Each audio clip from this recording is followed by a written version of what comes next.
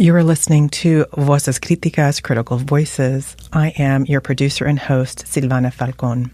Today I'm speaking with Dr. Ranita Ray, Assistant Professor of Sociology at the University of Nevada in Las Vegas. Dr. Ray is an ethnographer specializing in women of color feminisms, children and youth, urban inequalities, and education and policing. Her first book, The Making of a Teenage Service Class, Poverty and Mobility in an American City, published in 2018 by the University of California Press, challenges common views that targeting quote-unquote risk behaviors among youth, such as drugs, gangs, violence, and teen parenthood, is key to breaking the cycle of poverty. Dr. Ray has published several other articles and book chapters related to children and youth, urban inequalities, race, class, and gender, and co-authored a book titled As the Leaves Turn Gold, Aging Experiences of Asian Americans, published in 2012 by Ronan and Littlefield Publishers. Dr. Ray is currently preparing a new book manuscript that explores how the relationship between policing, race, class, and gender shapes schooling experiences and educational trajectories of children growing up in marginalized communities in Las Vegas. I've invited her to talk about this new book, The Making of a Teenage Service Class, Poverty and Mobility in an American City. Welcome, Ranita, to Voces Críticas. Thank you so much for having me. I remember us meeting for the first time in Seattle at the American Sociological Association's annual meeting to talk about your book manuscript and about publishing in general. And here we are now, a few years later, and your book is out in the world. I wondered if you could tell me, how does that feel? You know, the feeling is somewhere in between gratefulness and anxiety and fear and also relief. So I'm relieved that it's done. And, it's a big project. This is sort of like my first solo authored book. And so I'm definitely glad it's done and it's out there. But I'm also fearful. I have these internalized ideas about self-worth and things like that. And so I think, what if people don't like it? Or what if nobody reads it? But I also feel relieved and excited. And when, people scholars that I respect, like yourself, say nice things, it definitely feels good. Sort of like a mixed bag. Your book is such a rich and layered exploration of teenagers, poverty, and the service economy. In your book, you talk about the quote-unquote mobility rules. Can you explain what you mean by mobility rules? So what I mean is the 16 teenagers that I spent 3 years with, and there are hundreds of other teenagers that I met in Fort City, had these set of ideas about what they wanted to do with their lives as they transitioned from high school to work or college. And they knew that without college degrees, they could not overcome their class positions. On the other hand, the community, the teachers, nonprofits, all were telling them that they were at the risk of becoming social problems, of becoming burdens on the state, that they were at risk of becoming violent, of becoming gang members, of becoming teen parents. And so they also had this idea that they were potential social problems and they needed to avoid being that. They needed to be careful that some of their other community members and peers had fallen into this trap. The funny thing is, majority of them had nothing to do with gangs, were not using drugs or selling drugs. It had nothing to do with teen pregnancy, and they actually were denouncing teen pregnancy. But they'd internalized this idea that they were potential social problems. And so they spent a lot of time and energy avoiding those, and in the process stigmatized their community members, their peers, their friends. And so what I mean by mobility rules are basically this bourgeois heteronormative life course that the kids were after.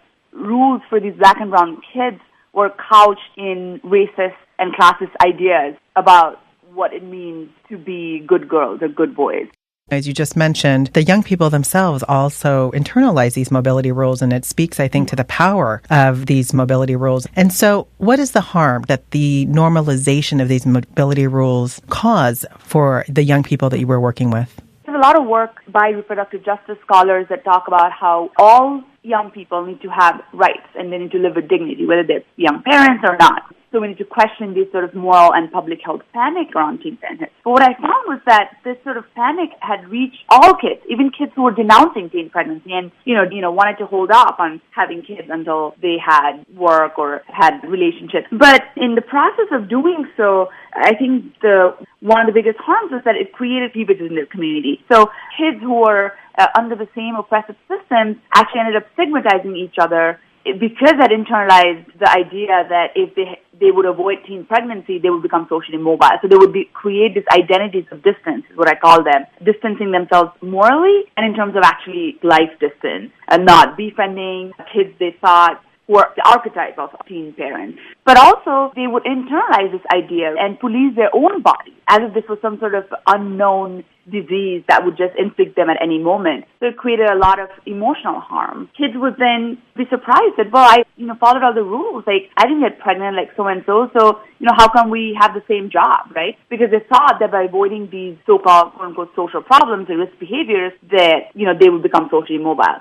And the thing is, then they would actually reinterpret what mobility meant. They would say, despite having the same jobs as their peers who were, young parents, they would start to think that, no, I am socially mobile.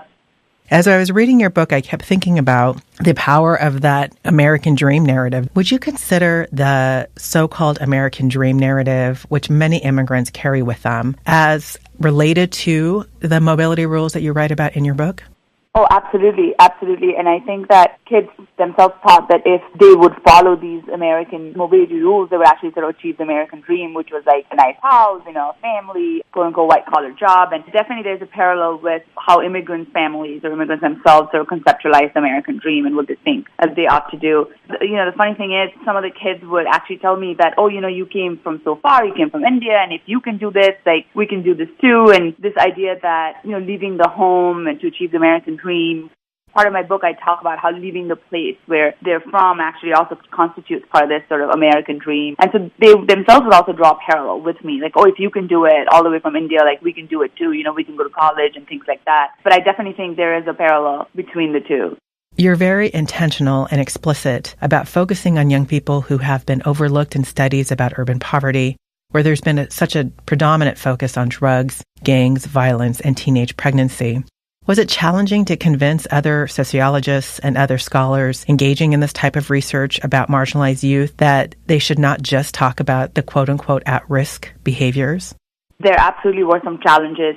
Some folks were supportive, senior scholars of poverty and inequality, and of course, a lot of feminists and critical race theorists like yourself. And so I did have a lot of support, but it was definitely challenging because I think a lot of scholars who are writing about these kinds of things would raise issues like, well, no, we did need to focus on this because there was an epidemic and things like that. So it definitely was a challenge. Sometimes the theoretical argument that I was trying to make, which is that focusing on risk behaviors does not provide any explanatory power when we're trying to actually understand the processes and mechanisms through which class or poverty is reproduced from one generation to another, right? Because kids who are following all the rules, who are playing by the rules, still end up reproducing the class positions.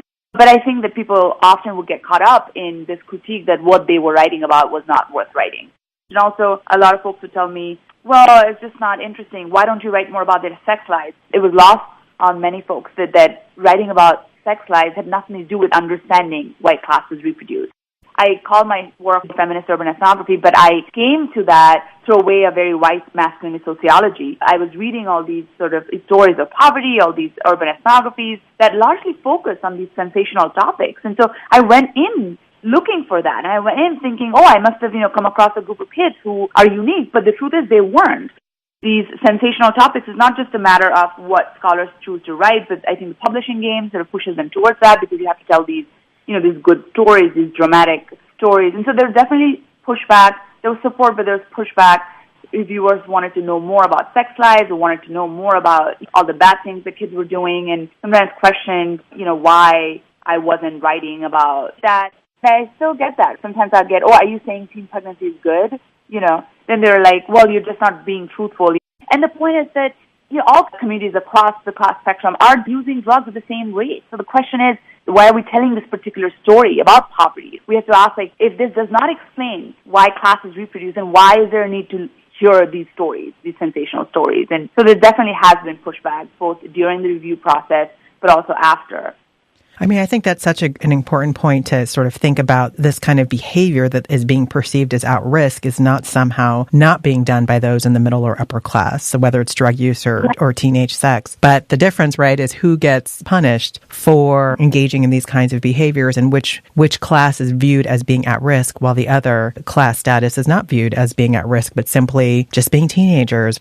I mean, there was a neighboring town where this group of white, wealthy teenagers actually destroyed $1 million worth of property in their community. They got drunk and burned things down. You know, the local newspaper wrote this story about how, it's just teenagers and they did these things and they made a mistake and, such and such, and there were no names and no pictures and no details about the kids, right? And in Port City, there'd be ideas and perceptions that, Port City high kids were dangerous and, anytime something happened, it'd be their names and pictures would be at the front of this.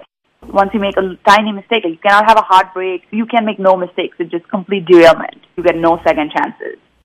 You make some very important class distinctions in your book between middle-class and working-class families and how they raise their children. And you build on this quote-unquote concerted cultivation approach where middle-class children begin to acquire at a very young age cultural capital. Can you talk about how your work builds on concerted cultivation, which can lead to this form of entitlement in some cases for your middle-class young people that is distinct from the working-class young people discussed in your book?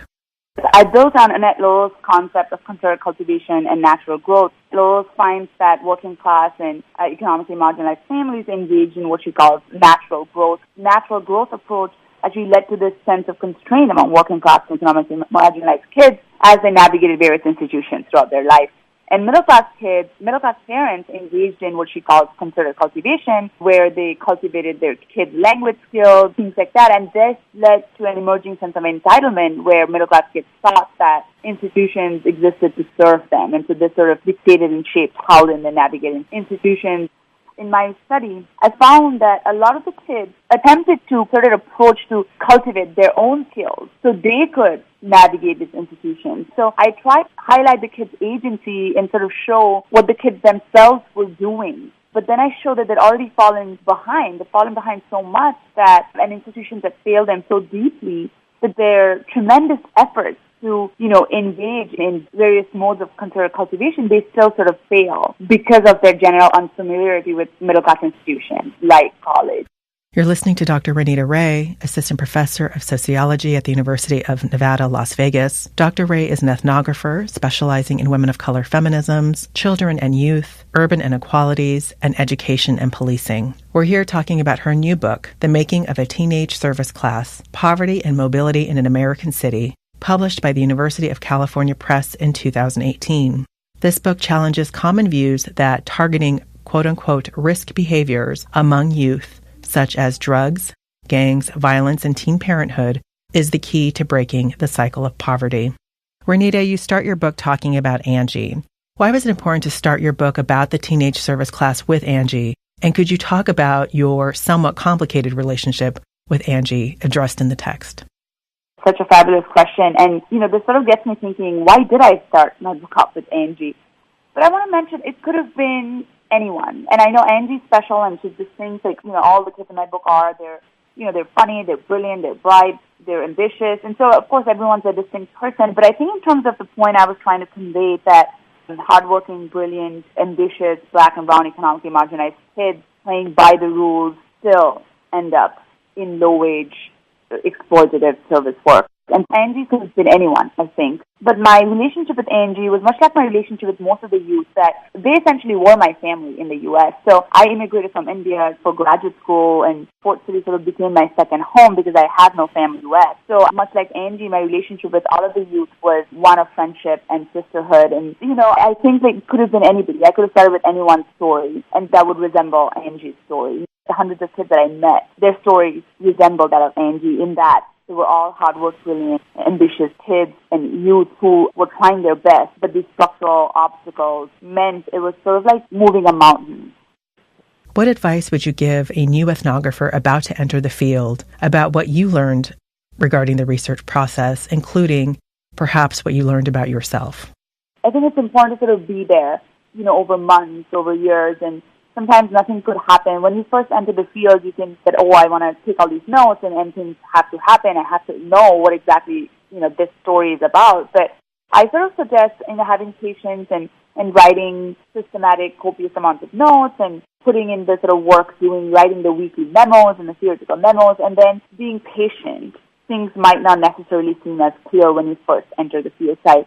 And then what I also think is that if you want to conduct a feminist ethnography, I think it's important to read widely, just beyond the narrow scope of whatever subdiscipline you belong to. Thankful that while I was doing my field work, I was getting exposed to a lot of feminist scholarship, which helped me see beyond urban ethnography. And so I'm thankful for that. So I suggest new ethnographers to read as widely, as broadly as possible.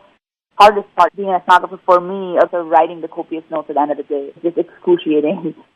Much like any sort of group dynamic, I think one of the most complicated part of hanging out, these sort of likes and dislikes, some people like some people more, befriending and becoming part of a group of teenagers, much like all my friends, I guess, it led to a lot of awkward moments. Angie and, Franklin got into a fight about whose, dance group is better because they were both part of teams, and they sort of drew on me and asked me what I thought and things like that. And then Angie was mad at me because Franklin told her that I had actually, which I hadn't, had actually said that his team was better and things like that. So that would come up a lot, like again and again. Somebody would fight and they would tell me, oh, why are you hanging out with so-and-so? I think I had to, much like all other relationships, this was not just a quote-unquote research project for me, but it was often, real life. I had to navigate like the real life relationships and in real life group dynamics. And it was hard and it was awkward. And there were many, many backstage awkward stories that I, don't even highlight in the book. And then what I learned about myself is I actually, I moved to the U.S. because I thought that going to America would just make me a better person. Because in my generation, a lot of Indians, moved out because self-worth was tied to whether you could go to some of these Western nations. So I think I learned a lot about myself. I learned about my own internal colonization. I think I developed my own identity as a sociologist. I developed my, brown solidarity in Port City.